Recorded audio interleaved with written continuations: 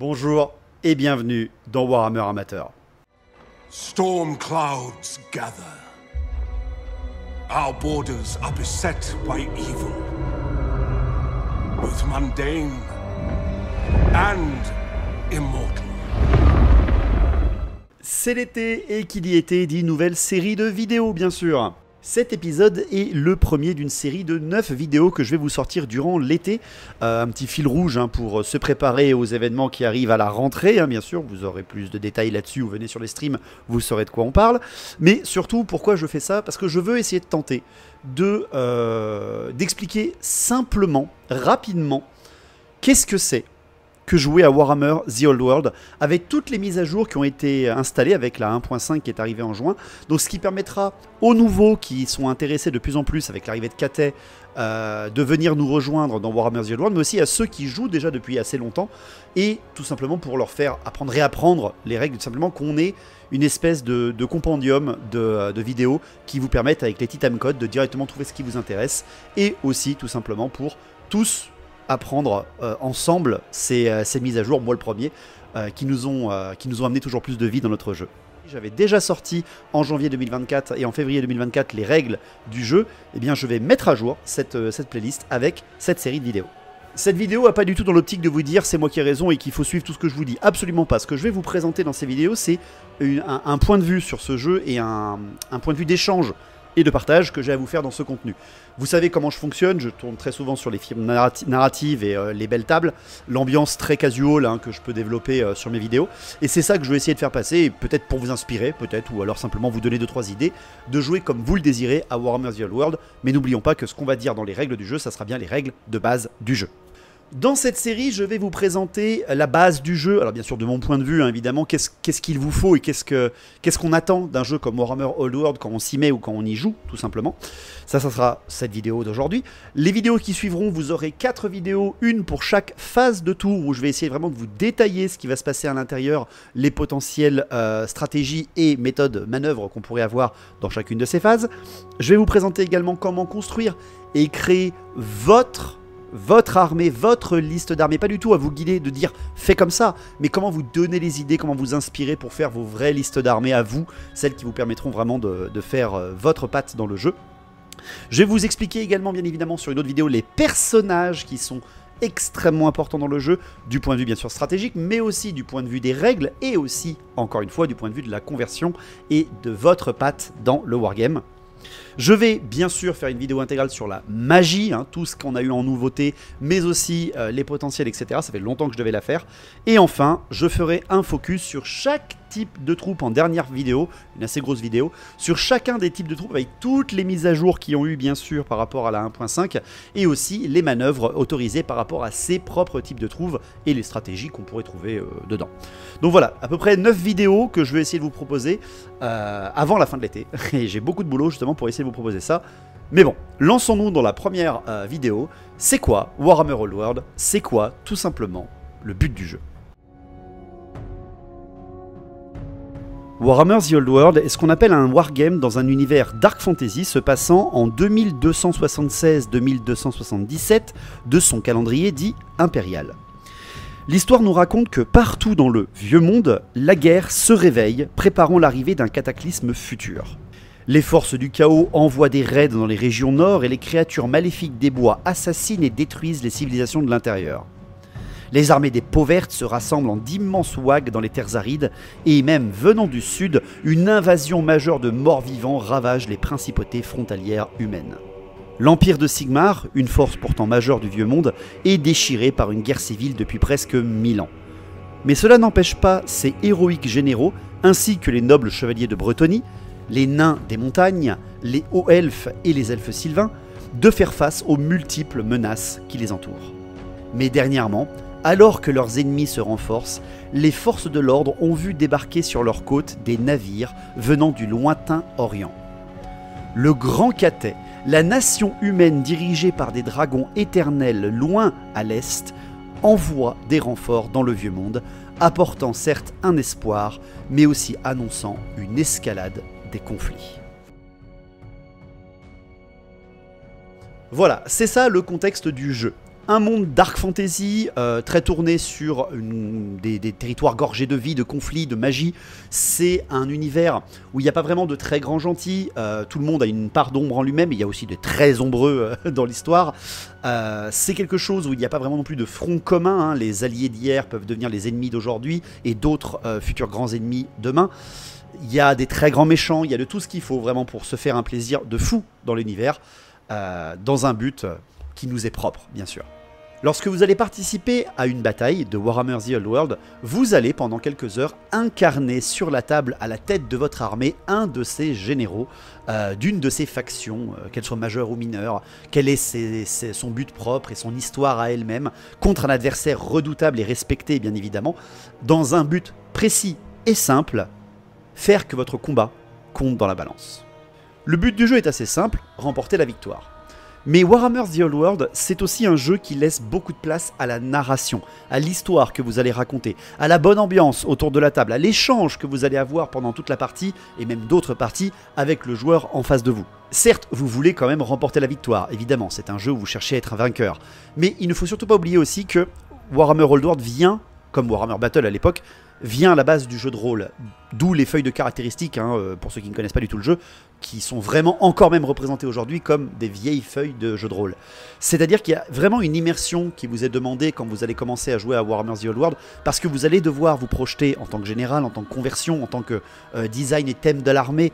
Tout ce que vous allez vouloir faire va vouloir faire au final avancer la légende de votre armée et de vos généraux. Quoi que vous fassiez, le jeu comporte énormément de règles, ce qui fait que vous allez certainement à un moment ou à un autre vous tromper, ça arrive à tout le monde, même moi encore une fois, je me trompe très souvent, et c'est le but justement, c'est de jouer, de réapprendre, de toujours se mettre un petit peu au jus, de pouvoir projeter ces règles en narration, de pouvoir toujours se faire plaisir, c'est le plus important, avec l'adversaire bien sûr, de toujours excuser ou même discuter avec lui. Mais il ne faudra jamais oublier que même si vous êtes le meilleur stratège du monde, que votre liste d'armée est la meilleure, que votre adversaire vous offre des débats et en plus des expériences incroyables, quoi que vous fassiez, il y a des dieux dans ce jeu, des dieux capricieux, versatiles, traîtres même très souvent, et ce sont les dés. Et quoi que vous fassiez, les statistiques c'est bien, mais les dés ils sont toujours plus forts. Comment on joue à Warhammer Old World? Eh bien c'est très simple, déjà il vous faut évidemment des figurines. Les figurines, vous pouvez en avoir des officielles, c'est-à-dire celles vendues par Games Workshop. Vous avez le partenaire Rebel Forge pour aller vous tourner là-dessus en termes de questions, bien sûr. Vous avez évidemment les proxys que vous pouvez trouver dans d'autres gammes, qui comptent là aussi jouables dans Warhammer The Old World. Vous avez les impressions 3D, là aussi vous avez Forge 3D en partenaire pour vous intéresser là-dessus. Et vous avez besoin également de matériel, une table de jeu, quelques décors, et si vous avez un petit peu l'occasion d'être frivole, des accessoires comme des tapis ou autres. Là aussi on a Torek, autre partenaire pour vous en parler. Mais justement, c'est quoi la table de jeu? Comment on joue à Warhammer Old World? La table de jeu, c'est un outil fondamental, bien évidemment, en plus, comme les figurines, pour pouvoir jouer. Il vous faut un espace pour pouvoir jouer selon votre taille d'armée et votre partie. Je vous donne des dimensions qui sont assez simples. Pour moi, j'ai conservé celle de l'époque de Warhammer Battle, c'est 1m80 sur 1m20. Ça paraît assez encombrant. Je vous conseille, pour les caler dans un coin, qu'elles ne tiennent pas trop de place si vous avez des enfants à la maison ou même si vous n'avez pas de local pour jouer de votre côté. Deux plateaux que vous allez à bricomarché de 90 par 60 avec quelques tréteaux pour les tenir et peut-être quelques petits chevrons pour pouvoir les accrocher. Et vous avez une belle table de jeu qui peut se ranger dans un coin et qui ne prend pas beaucoup de place. Donc ça, c'est ce qu'il vous faut de nécessaire de base, on va dire, pour pouvoir jouer. Les armées, les figurines en tout cas, et bien évidemment la table. Une fois que vous avez la table et le joueur en face, bien évidemment, eh bien, vous pouvez commencer à créer votre partie. Pour commencer à créer une partie, il vous faut d'abord choisir une valeur de points. Chaque figurine de Warhammer The Old World a une valeur de points, et lors d'une bataille, les deux adversaires se mettent d'accord sur quelle valeur d'armée, c'est-à-dire de cumul de points, ils vont jouer. On peut jouer à partir de 500 points jusqu'à 1000, 1200, 3000, 4000. On n'a quasiment pas de limite de points, à part quelques restrictions qui sont importantes par rapport à Games Workshop et surtout par rapport à l'équilibrage du jeu. Donc déjà, il va falloir choisir, avec le joueur en face de vous, à quelle valeur d'armée vous allez jouer, et ainsi constituer votre liste d'armées et ce que vous voulez raconter dans l'histoire avec. Bien sûr, on fera une vidéo entière, vous l'avez compris, sur la création de listes d'armées et d'armées en elles-mêmes. Ensuite, choisissez votre scénario. Tout d'abord, vraiment pour commencer le jeu, si jamais vous êtes un néophyte ou quelqu'un qui veut se lancer dans l'aventure, je vous conseille de commencer avec le scénario de base, la bataille rangée, qui consiste simplement à enlever des points à l'adversaire en lui tuant des unités. Quelque chose qui joue énormément sur l'attrition, les dégâts que vous faites, et qui va vous apprendre quasiment toute la stratégie de base du jeu. Mais l'affrontement direct, la bataille rangée, c'est vraiment qu'une infime partie du jeu de Warhammer Old World, et même de n'importe quel wargame, quel qu'il soit.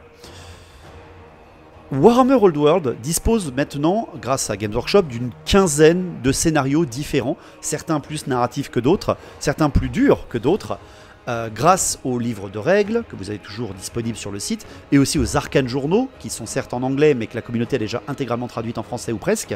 Allez voir sur notre Discord, vous avez tout à disposition. Et en fait, ces quinzaines de manières de jouer différentes, ces quinzaines de batailles différentes, vous permettront en fait de ne pas simplement faire de la stratégie d'attrition pure, mais de vous plonger un peu plus dans l'histoire et d'avancer dans la quête et dans le développement du lord de votre armée. Est-ce qu'elle a réussi à survivre à son attaque de convoi? Est-ce qu'elle a tenu son dernier carré héroïque? Est-ce qu'elle a réussi son assaut spécifique? Ou alors est-ce qu'elle a participé à une embuscade dans les bois? Tout ça est déjà disponible dans le jeu. On a même des créations de listes d'armées spécifiques changeantes de la grande armée ou de l'open army, ce qui nous a été donné avec le match play. Tout ça, je vous en parlerai bien sûr dans la création des listes d'armées. Mais véritablement, pour ce qui est des scénarios, vous en avez déjà beaucoup qui sont disponibles par rapport à Games Workshop, et surtout, il ne faut pas avoir peur de les essayer et de changer un peu de la bataille classique où c'est simplement les plus bourrins qui gagnent.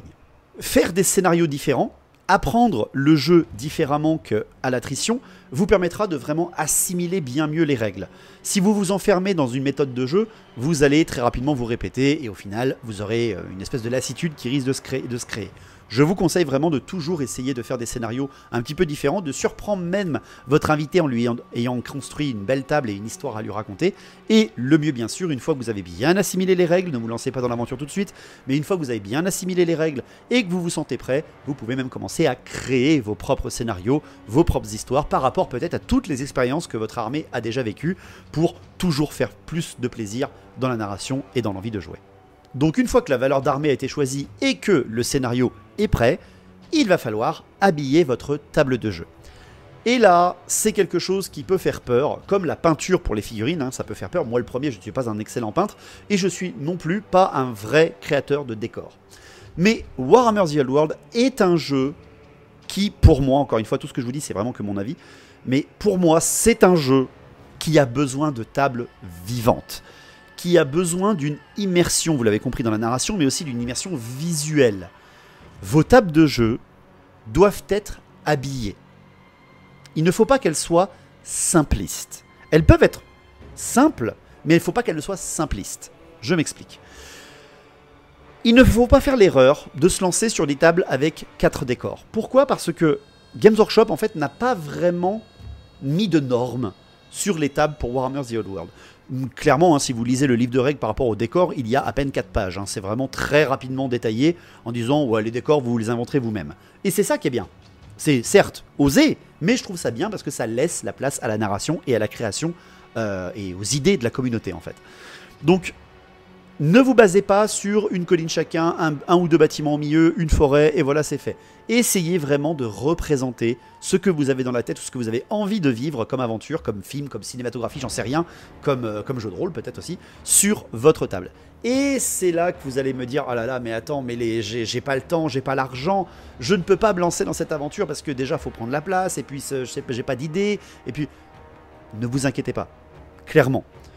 Peindre vos figurines n'est pas une obligation dans l'immédiat. C'est toujours mieux quand vous allez peindre une armée full peinte, quand vous allez jouer une armée full peinte. Mais c'est pas grave si vous jouez pas peint. On est tous amateurs d'une manière ou d'une autre. Il y a très peu de professionnels dans ce monde-là. Il y a des peintres pros qui peuvent vous aider. Vous avez des professionnels dans la construction de décors. On a Noodle, hein, qu'on connaît très bien, le créateur de Pillage, que je vous conseille d'aller voir sa chaîne YouTube. On a Girio, par exemple, ou sur Twitch, vous en avez plein qui vous apprendront la peinture pour vos figurines. Il y a tout ce qu'il vous faut. Mais les décors, la table de jeu, votre armée, si elle a sa petite histoire, qu'elle soit peinte ou non, ça fera plaisir déjà de base, mais votre table en elle-même, si c'est des morceaux de carton pour représenter les collines, si c'est des tubes de tuc ou des tubes de Pringles pour représenter vos tours, si c'est des arbres Playmobil entreposés les uns sur les autres sur un carton vert pour représenter vos tables, c'est pas grave. On a tous qui qu'on soit dans le wargame, démarrer avec des choses comme ça, surtout si vous vous lancez. C'est quelque chose qui viendra avec le temps. Faites du fait main si vous êtes doué de vos mains, pas comme moi. Peignez vos figurines vous-même si vous êtes doué de vos mains, pas comme moi. Mais vous pouvez vraiment vous faire plaisir avec quelques morceaux de cailloux, quelques morceaux d'écorce et même un petit peu de paillasson et des choses comme ça pour vraiment habiller très vite vos tables à moindre coût, et vraiment à moindre coût. Action, notre meilleur ami pour les décors pas chers, et ça va vraiment changer votre table. Après, bien sûr, si ça vous intéresse, vous avez des professionnels qui pourront vous conseiller là-dessus ou même vous vendre des choses, bien sûr. Mais habiller une table est très important, et essayer que la table raconte une histoire est important. Je ne joue quasiment jamais en dessous de 10 décors sur une table. Mais bon, moi j'ai de la chance, j'ai un studio pour pouvoir tourner. Mais même quand je vais chez des gens, très souvent, ça me fait plaisir de voir qu'ils font l'effort. Quand je vais dans les tournois aussi, ça me fait très plaisir de voir ça. Que voir même dans les tournois, qui est plutôt un milieu où on essaie d'aseptiser et de faire comprendre à tout le monde la même règle, il y a beaucoup de créations de tables et des tables très différentes. Je pense à Domazan, ou je pense au Puy-en-Velay que j'ai fait il n'y a pas très longtemps au final, qui avait des tables gorgées de décors et magnifiques. Quelque chose qui veut vraiment, voilà, vous faire vivre une aventure. Et la table, un fondamental du jeu comme votre armée, voire même peut-être un peu plus, parce que les armées, elles peuvent bouger. La table, si elle raconte bien l'histoire, vous pouvez avoir plusieurs mondes dessus, et vraiment toujours vivre une belle aventure. En termes de règles du jeu, quand vous créez une table par rapport à votre scénario, essayez bien sûr, sauf si le scénario le mentionne, d'avoir une table équivalente, une table qui n'avantage pas drastiquement, en tout cas, l'un des deux joueurs. Essayez toujours de faire un jeu équitable, sauf encore une fois si vous jouez une espèce de scénario d'embuscade, de dernier carré ou quoi que ce soit.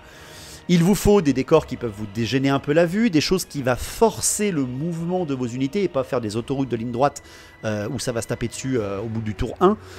Voilà, créer du jeu, créer du challenge, créer un petit peu de difficulté, mais bien évidemment, échanger avec le joueur en face. Qu'est-ce que c'est que ce décor? Qu'est-ce qu'il me permet de faire? Qu'est-ce qu'il me permet de ne pas faire avant de vous lancer dans l'aventure et dans la partie? Comme je vous le disais, en termes de nombre de décors, une dizaine seront suffisants avec une belle table chargée de 1m80 par 1m20. Si vous jouez sur un format un peu plus petit, 7 décors, c'est très bien. Ne descendez jamais en dessous de 5, vraiment, parce que ça vous fait vraiment des tables trop vides, surtout sur une 1m80, 1m20.